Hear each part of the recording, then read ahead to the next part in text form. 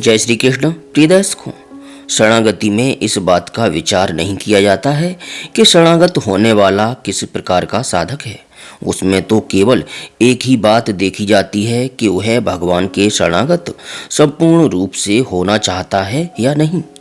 भगवान की शरणागति के लिए, भगवान के प्रति आत्मसमर्पण के लिए यह आवश्यक नहीं है कि उसमें अमुक अमुक प्रकार के बाहरी गुण होने चाहिए। जिसमें बाहरी गुण हों, केवल वही भगवान की शरणागति प्राप्त कर सकता है, ऐसी बात नहीं है। कैसा भी हो, किसी श्रेणी का हो, किसी वर्ग का हो, किसी वर्ण का हो, किसी जात देश का हो, उसने पहले कुछ भी किया हो, उसकी अब तक की जीवनचर्या कैसी भी रही हो, इस समय वर्तमान में वह यदि सचमुच अपने दैन्य का अनुभव करता हुआ अपनी दीनता, अपनी साधनहीनता, अपने मन की मलिनता, अपनी सब प्रकार की अयोग्यता, अपनी आसक्ति, इन सब का अनुभव करता हुआ जो सर्वसमर्थ परम सुहृद अकारण स्नेह करने वाले भगवान के श्री चरणों में अपने को डाल देता है, बिना किसी शर्त के, केवल भगवान की कृपा के भरोसे, अपने साधन के भरोसे नहीं, तथा अपनी शक्ति और अपनी योग्यता के भरोसे नहीं, अपने किसी पुरुषार्थ के बल के भरोसे नहीं, अपने किसी धर्म कर्म के भरोसे नहीं, केवल भगवान की कृपा के भरोसे विश्वास पूर्वक उस कृपा पर आस्था करके अपने को जो भगवान के श्री चरणों में डाल देता है, तब भगवान यह नहीं देखते कि यह पहले कैसा था, यह किस जाति का है, किस धर्म का है, इसके अब तक के आचरण कैसे हैं, यह सब भगवान नहीं देखते हैं। बस सन्मुख होए जीव मोहि जबहि, जन्म कोटि अघना सहे तबहि, कोटि विप्र बध लागहि जाहूँ, आए शरण तजऊ नहे ताहूँ। श्री रामचरितमानस। भगवान कहते हैं कि जिसको करोड़ों ब्राह्मणों की हत्या का पाप लगा हो, उसको भी शरण आने पर मैं त्याग नहीं करता, तजऊ नहि ताहू। इसलिए भगवान की शरणागति के लिए केवल भगवान की कृपा पर विश्वास ही परम और चरम साधन है। भगवान की कृपा पर विश्वास और अपने दैन्य का ठीक परिचय, सब तरह से, सब प्रकार से अपनी दीनता का, अपनी हीनता का पूर्ण परिचय, पूर्ण ज्ञान और भगवान की अहेतु की कृपा में पूर्ण विश्वास, बस शरणागति का यही साधन है। प्यारे प्रभु प्रेमियों, इस प्रकार जो भगवान के शरण जाते हैं, फिर भगवान उसको कुछ नहीं कहते हैं। वे अपनी शरण में रख करके पवित्र कर लेते हैं, पावन कर लेते हैं। अब तक जो बात हुई वह हम सरीखे लोगों की बात हुई, जिनमें कोई बल नहीं है, परंतु कुछ भक्तों का बड़ा सुंदर कहना है कि हम जिस धाम में भगवान को विराजित करना चाहते हैं, हम जिस मंदिर में भगवान की प्रतिष्ठा करना चाहते हैं, हम जहाँ भगवान को बुलाकर बसाना चाहते हैं, वह स्थान गंदा क्यों रहे। यद्यपि गंदगी वे साफ कर देते हैं, यह तो उनकी कृपा है, परंतु क्या हम किसी गंदी चीज को लेकर अपने परम प्रेमास्पद प्रियतम प्रभु को ग्रहण करने के लिए उनसे कहें। यद्यपि वे इसे कृपा पूर्वक ग्रहण कर लेंगे, परंतु यह उचित नहीं है। भगवान जो परम मंगलमय हैं, परम कल्याणमय हैं, परम पवित्र हैं, उन भगवान के सामने जाकर हम उनसे कहें कि हम गंदगी से भरे हैं, आप हमें ग्रहण कर लीजिए। यद्यपि वे ग्रहण कर लेंगे, परंतु यह उचित नहीं है। इसलिए क्या करें? भगवान की कृपा यहाँ भी कार्य करती है। उनकी कृपा के बल पर हम अपने को विशुद्ध करें। यह विशुद्धि भी शरणागति का ही एक अंग है। यह विशुद्धि क्या है, ध्यान दीजिएगा। प्यारे साधकों, शरणागति में शरण में जाने वालों के लिए 3 बातों की आवश्यकता होती है। प्रथम बात, शरण भगवान के अतिरिक्त दूसरे किसी में भी शरणता का भाव न होना। किसी अन्य प्राणी में, पदार्थ में, देवता में, साधन में अथवा किसी अन्य में भी शरणता का भाव न होना। भगवान के सिवाय और कहीं भी मुझे शरण मिल सकती है, इस प्रकार की भावना का न रहना। इसी का नाम है भजते माम अनन्य भाग। गीता जी के 9वें अध्याय के 30वें श्लोक में, माम अनन्य भाग भजते, दूसरे को हिस्सा न दे। भगवान के सिवाय दूसरा कोई शरण देने वाला है, इस प्रकार की कल्पना मन में न रहे। कोई साधन, कोई देवता, कोई इष्ट या अन्य कोई भी चीज मन में न रहे। दूसरी बात, भगवान की शरणता में पूरा विश्वास हो कि भगवान जब शरण में ले लेंगे, तब हमारे लिए कोई चिंता या कोई भय नहीं रह जाएगा। अगर मन में यह चिंता और भय है कि शरण तो होते हैं परंतु कुछ और करना पड़ेगा, बिना कुछ किए कैसे काम चलेगा, तो इसका अर्थ है कि शरण में विश्वास नहीं है। तीसरी बात, हम जिसके शरण होना चाहते हैं उसके सामने किसी प्रकार की कोई भी अपनी मांग मत रखें। अपनी कोई मांग बिल्कुल न रहे। ये 3 बातें शरणागत होने वालों में होनी चाहिए। यदि ये तीनों बातें हैं तब अंतःकरण की विशुद्धि हो जाती है। इनके आते ही जितने पाप हमसे बनते हैं वे दूर होने लगते हैं। यह बिल्कुल सैद्धांतिक बात है कि जिस प्रकार 1 और 2 मिलकर 3 होते हैं, 2 और 2 मिलकर 4 होते हैं, उसी प्रकार जब हम भगवान की शरण में जाना चाहते हैं उसी समय हमारे जीवन में रहने वाले पाप भागना शुरू हो जाते हैं। वे रह ही नहीं सकते। जब हमने निश्चय कर लिया कि एकमात्र भगवान ही हमारे शरण हैं और हम उनकी शरण में जा रहे हैं, तब जितने भी भोग पदार्थ हैं, जितने भी काम्य पदार्थ हैं, उन सब का आश्रय मन से हट गया और जहाँ वे हटे वहाँ सारा पाप हट गया, सारा दुराचार हट गया।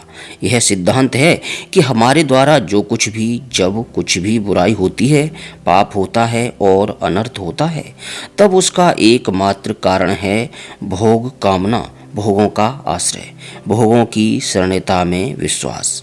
संसार के भोग हमें सुख दे देंगे, इस प्रकार की भ्रांत धारणा। यह धारणा जब तक बनी है तब तक मनुष्य बच नहीं सकता अनर्थ से, बच नहीं सकता दुराचार से और बच नहीं सकता पाप से। जब इनकी शरणता मन से दूर हो गई और एकमात्र भगवान को शरण मानकर हम चले चलें उनकी ओर, फिर ये हो नहीं सकती। वल्लभ संप्रदाय का एक बड़ा सुंदर मंत्र है, श्री कृष्ण है शरणम मम। यह मंत्र ही रह गया है, अब भाव बहुत कम लोगों में है।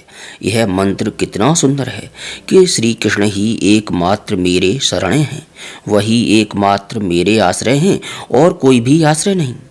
अन्य आश्रयत्व का सर्वथा परित्याग इसमें है।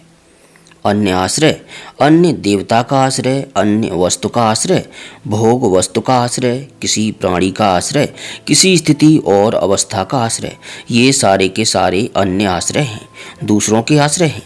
जब तक दूसरों का आश्रय है, जब तक भोगाश्रय है, जब तक संसार के पदार्थों और प्राणियों का आश्रय है, तभी तक अंतःकरण अशुद्ध है, तभी तक अंतःकरण में पाप और पाप की भावनाएं उत्पन्न हो सकती हैं। जब अन्य आश्रयत्व का त्याग हो गया और एकमात्र भगवान का आश्रय हमारे मन में आ गया, फिर उसके बाद उसी समय से ही ये जितने भी अनर्थ हैं, काम, क्रोध, मोह और लोभ आदि शत्रु, ये सब के सब शत्रु चले जाएंगे, भाग जाएंगे और कहीं रहेंगे भी तो अनुगत होकर रहेंगे, सहायक होकर रहेंगे। फिर एकमात्र कामना मन में होगी कि भगवान की शरण हमें तुरंत प्राप्त हो जाए। एकमात्र क्रोध मन में होगा कि क्यों देर हो रही है, झुंझलाहट अपने पर होगी। भगवान के चिंतन का लोभ होगा कि क्यों कम चिंतन होता है और होना चाहिए। भगवान के सौंदर्य माधुर्य से मोह होगा, उसके देखे बिना चैन नहीं पड़ेगा। भगवान के सेवकत्व का मद होगा। इस प्रकार ये जितने भी अनर्थ हैं वे सब के सब हमारे सहायक बनकर भगवान की ओर जाने वाली हमारी गति में जोर बल देने वाले बन जाएंगे। इसलिए अन्य आश्रयत्व का त्याग अंतःकरण की विशुद्धि में परम सहायक है। काम, क्रोध आदि का अलग से नाश करने की आवश्यकता नहीं है। जब तक भोगाश्रय है तभी तक काम, क्रोध रहेंगे। जब भोगाश्रय ही नहीं है, भोगों से कुछ लेना देना ही नहीं है, तब भोगों की कामना कैसे रहेगी। जो लोग मांसाहारी नहीं हैं वे कभी मांस की कामना करते हैं क्या? हिंदू मात्र कभी गौमांस नहीं खाता है तो क्या कभी वह गौमांस की कामना करता है? उसके लिए यह बुरी से बुरी चीज़ है। उसका नाम नहीं लेना चाहता, सुनना नहीं चाहता और उसे देखना नहीं चाहता। इसी प्रकार जब भोगाश्रय नहीं रहेगा तो भोग कामना नहीं रहेगी। भोग कामना नहीं रहेगी तब कामना की पूर्ति न होने पर लगने वाली चोट से होने वाला क्रोध नहीं होगा। क्रोध नहीं रहेगा तो कामना की पूर्ति से होने वाला लोभ नहीं आएगा। काम, क्रोध और लोभ ये 3 प्रबल खल हैं, ये नरक के दरवाजे हैं। ये नहीं रहेंगे तब अंतःकरण विशुद्ध हो जाएगा। अंतःकरण की विशुद्धि के लिए अलग से कुछ करना नहीं पड़ेगा। फिर मन में शरणागति हो गई, यह एक भाव है। दूसरा भाव है कि जो प्राप्त करने की वस्तु है इसी को लेकर सारा प्रपंच चलता है। प्राप्त होने योग्य वस्तु हमारी दृष्टि में क्या है? संसार के भोग। और साधक की दृष्टि में प्राप्तव्य क्या है? भगवान। चैतन्य महाप्रभु ने अपने अष्टक में कुल 8 श्लोक कहे हैं। एक एक श्लोक एक एक साधन का मंत्र है। उन्होंने बहुत सुंदर कहा है, युगायतम निमेषेण चक्षुषा प्राविशायतम शून्यायतम जगत सर्वम गोविंद विरहेण में। इस अष्टक में भगवान को प्राप्त करने वाले की चित्त वृत्ति कैसी होनी चाहिए? भगवान के न आने पर किस प्रकार का जीवन का भाव होना चाहिए? भगवान के विरह में क्या स्थिति होनी चाहिए, इसका संकेत है। वे कहते हैं, युगायतम निमेषेण। एक एक निमेष अर्थात आँख की पलक जितनी देर में पड़े उतना समय एक निमेष मेरे लिए एक एक युग हो गया है। और चक्षुषा प्राविशायतम, मेरी आँखें वर्षा ऋतु बन गई हैं, निरंतर बरसती रहती हैं। तथा शून्यायतम जगत सर्वम, सारा जगत मेरे लिए सूना हो गया है। गोविंद विरहेण में, गोविंद के विरह में, गोविंद के वियोग में, भगवान के अमिलन में, प्रेमास्पद की विरह व्यथा में क्या दशा होती है। एक एक निमेष युग के समान व्यतीत होता है, एक निमेष भी सहन नहीं होता है। श्रीमद् भागवत के गोपी गीत में श्री गोपांगनाएं कहती हैं, अटते यद भवानहिं काननम त्रुटिर्युगायते त्वां पश्यताम। जब श्याम सुंदर वन से लौटकर व्रज में आते हैं उस समय हम उन्हें देखा करती हैं, परंतु बीच में पलकें पड़ जाती हैं। ब्रह्मा ने पलकें क्यों बना दी? विधाता ने बड़ी गलती की जो पलकें बना दी, क्योंकि एक एक पलक पड़ने का समय हमारे लिए एक युग के समान हो जाता है। पलकें पड़ने के समय का जो आदर्शन है प्रियतम का, वह आदर्शन हमारे लिए युग के समान हो जाता है। त्रुटिर्युगायते। इस प्रकार जब चित्त में भगवान के अमिलन का उत्ताप संताप जाग उठता है उस समय अंतःकरण में क्या अशुद्ध चीज रह सकती है? उस समय क्या जगत की वस्तुएं, जगत के प्राणी पदार्थ, जगत के भोग उसके चित्त को खींच सकते हैं? चैतन्य महाप्रभु घर से निकल गए। घर में नवयुवती स्त्री थी जो उनका दूसरा विवाह था, परंतु भगवान के प्रति ऐसी पुकार कि हृदय में आग जल उठी। वह आग अब कौन सी दूसरी चीज को रहने देगी? अंतःकरण में भोग, भोगों के दृश्य, भोगों को प्राप्त करने की इच्छा कामना और भोगों की प्रतीक्षा वहीं होती है जहाँ भोग आश्रय होता है। यहाँ तो हृदय में आग लग गई गोविंद को प्राप्त करने के लिए। इस जलती हुई आग में यदि कहीं कोई भोग का मनोरथ रहा होगा अथवा किसी प्रकार की दूसरी भावना, तो वह भस्म हो जाएगा। हम संसार में देखते हैं कि जब किसी एक विषय में हमारा मन अत्यंत लग जाता है और उसको प्राप्त करने में मन अत्यंत आतुर हो उठता है, उस समय क्या मन में कोई और चीज रह सकती है? हम सबका यह अनुभव है। जीवन में जब कभी भी किसी वस्तु के लिए जो नाशवान है, जो प्राप्त होने पर रहेगी नहीं और जो अपूर्ण है, ऐसी वस्तु को प्राप्त करने के लिए हमारे मन में जब एकांत लालसा जाग उठती है, हृदय व्याकुल हो उठता है, उस समय क्या जगत के अन्य पदार्थ याद रहते हैं? क्या जगत का खेल तमाशा हमें अपनी ओर खींच सकता है? क्या जगत का सौंदर्य माधुर्य हमारे मन को अपनी ओर आकर्षित कर सकता है? कदापि नहीं। मन विशुद्ध हो जाता है एक में लग कर के। इसी प्रकार जब भगवान का विरह जाग उठता है तब अंतःकरण विशुद्ध हो जाता है। विरह ही जगाना है साधन के द्वारा, और कुछ नहीं करना है। भगवान की प्राप्ति दुर्लभ नहीं है, अपितु भगवान की प्राप्ति के लिए हृदय में संताप का जाग जाना ही दुर्लभ है। यह संताप जब जाग गया हृदय में, इस प्रकार की एक ज्वाला जब जग उठी, तो ज्वाला सारी कामनाओं को, सारी वासनाओं को, सारी स्पृहाओं को, सारी आकांक्षाओं को और सारी तृष्णाओं को सब प्रकार से निरस्त कर देगी, खा जाएगी, जला देगी। तब अंतःकरण अशुद्ध कहाँ रहेगा? अंतःकरण की अशुद्धि कोई चीज नहीं है। यदि उसमें भगवत विरह की आग डाल दी जाए, कूड़े में आग डाल दी जाए, तो कूड़ा कितनी देर रहेगा? वह कूड़ा आग बन जाएगा। इसी तरह भगवत प्राप्ति की हृदय में आग जला देनी चाहिए। यही परम साधन है। और यह आग जल सकती है कैसे? चैतन्य महाप्रभु जैसे, मीरा जैसी, अंडाल जैसी, श्री नरसिंह मेहता जैसी और श्री गोपांगनाओं जैसी इन महात्माओं के भावों को समझकर और उनका पदानुसरण करने से अपने आप यह चीज हृदय में जाग उठेगी। और जागते ही क्या, इसका आभास होते ही ये मन के जितने भी पाप हैं वे तिलमिला उठेंगे। ये उस हृदय में रह ही नहीं सकते जिस हृदय में भगवान आना चाहते हैं। उस हृदय से ये पहले ही भाग खड़े होंगे। इनको निकालना नहीं पड़ेगा, ये अपने आप निकल जाएंगे। परंतु होनी चाहिए भगवान को, भगवत प्रेम को प्राप्त करने की सच्ची और अदम्य लालसा।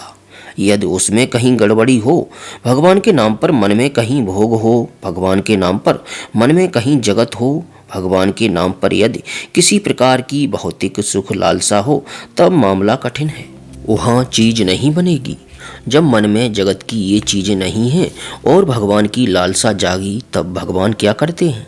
भगवान उस हृदय को अपना निवास स्थान बना लेते हैं। श्री नारायण स्वामी ने एक पद गाया है, तुम्हारे अछत गयो मन मेरो, कहूँ तो थाह लगाओ। उन्होंने कहा, अरे आँखों, तुम तो पहरेदार थी ना, तुम दोनों पहरे पर बैठी हुई थी और तुम्हारे देखते देखते वह मेरे मन को चुरा ले गया। तुम्हें कुछ तो पता लगाना चाहिए था। अंत में बोले, नारायण मुझे वस्तु न चाहिए, लेवनहार दिखाओ। उन्होंने आँखों से कहा, आँखों सुनो, कोई बात नहीं है, ले गया सो ले गया। अब मुझे उस वस्तु की आवश्यकता नहीं है, परंतु कौन ले गया उसे जरा दिखा दो। चित्त का सर्वथा प्रेमास्पद के अधीन हो जाना, प्रेमास्पद की संपत्ति बन जाना, इस अवस्था में चित्त का नाश नहीं होता है। चित्त अचित्त नहीं होता है, चित्त मरता नहीं है, अपितु भगवत संपत्ति बन जाता है।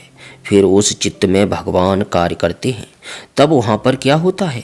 ये जितनी भी भगवान की लीलाएं हैं, जिन लीलाओं को देखकर, सुनकर, पढ़कर हम सुखी होते हैं, कहीं मोहित होते हैं और कहीं जरा संकोच में पड़ जाते हैं कि हमारे भगवान की ऐसी बात, वे लीलाएं प्रत्यक्ष हो जाती हैं।